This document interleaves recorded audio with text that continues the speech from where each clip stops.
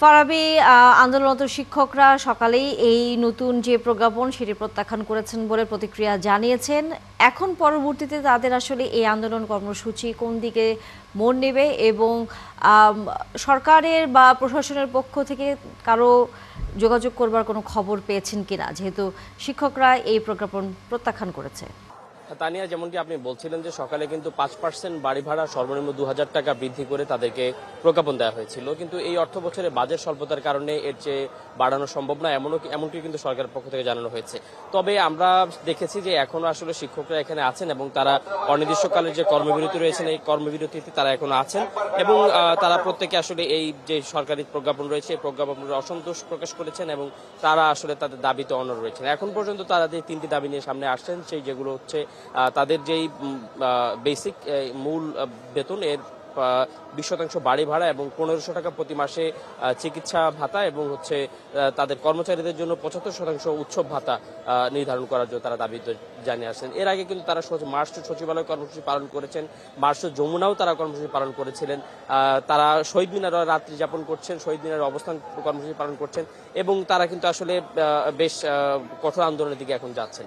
এবং আজ রবিবার কিন্তু আজ এক প্রজ্ঞাপন হয়েছে এবং তাতে কিন্তু অনেকে ধারণা করেছিলেন যে তারা হয়তো তাদের আন্দোলনের গতিটা কিছুটা তারা কমাবেন এবং তারা হয়তো সরকারকে সহযোগিতা করার জন্য তারা সিদ্ধান্ত নেবেন, কিন্তু এখন খুব পর্যন্ত কিন্তু এমন কোনো সিদ্ধান্ত আমরা দেখতে পাইনি, বরং তারা কিন্তু আসলে এখানে জড়ো হচ্ছেন, আরো বেশি শিক্ষকরা আসছেন এবং তারা আসলে ওই তাদের যে ৩টি দাবি রয়েছে ৩টি দাবির বাইরে তারা এখন পর্যন্ত যেতে চাচ্ছেন না এবং তারা সেই ৩টি দাবি আদায় না হওয়ার আগ পর্যন্ত তারা এখানে কর্মসূচি থাকছেন এবং এই কঠোর কর্মসূচি আরো আগামীতে আরো কঠোর করার পরিকল্পনা তারা নিচ্ছেন। আমরা একজন শিক্ষকের সঙ্গে একটু কথা বলার চেষ্টা করছি, আসলে আপনাদের সরকারের পক্ষ থেকে যে আজকে ৫% বাড়ি ভাড়া নির্ধারণ করে প্রজ্ঞাপন দেওয়া হলো, এতে আসলে আপনাদের প্রতিক্রিয়াটা আমরা জানলাম যে আপনারা এটা প্রত্যাখ্যান করেছেন, এখন পরবর্তী কর্মসূচি কি দিতে যাচ্ছে?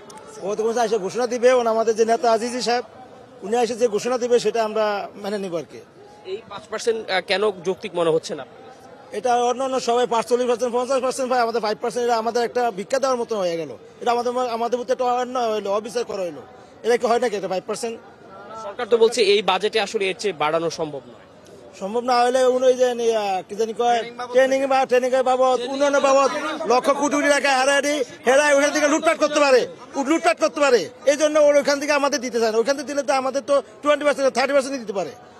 এটা দিবে না, হাতে লুটপাট ঠিক রাখবে। শিক্ষকরা কিন্তু এইভাবে আসলে নিজেদের ক্ষোভের কথা বলছেন, তারা বলছেন যে বিষয়টি আসলে বাজেট স্বল্পতা বা এই বিষয় না, এখানে আসলে মূল বিষয় হচ্ছে সদিচ্ছা এবং মানসিকতার বিষয় এবং এমপিওভুক্ত শিক্ষকদের উপর তাদের ভাষায় দীর্ঘদিন ধরে চালানো যেই বৈষম্য চলছে এই বৈষম্যের বিরুদ্ধে তারা দাঁড়িয়েছেন এবং তারা বলছেন যে এই যে ৩ দফা যে তাদের যেই দাবি রয়েছে এই ৩ দফা দাবি বাস্তবায়ন হওয়ার আগ পর্যন্ত তারা আসলে তাদের কর্মসূচিতে অনড় থাকবেন। ফারাবী, নিশ্চয়ই আমরা ফিরবো আবারও আন্দোলনরত শিক্ষকদের সর্বশেষ খবর আপনার কাছ থেকে জানবার জন্য। দর্শক, সহকর্মী আবু সুফিয়ান ফারাবী ছিলেন এতক্ষণ আমাদের সাথে শহীদ মিনারের সামনে থেকে, সেখানে এমপিভুক্ত যে শিক্ষক এবং কর্মচারীরা আন্দোলন করছেন সেই খবরটি।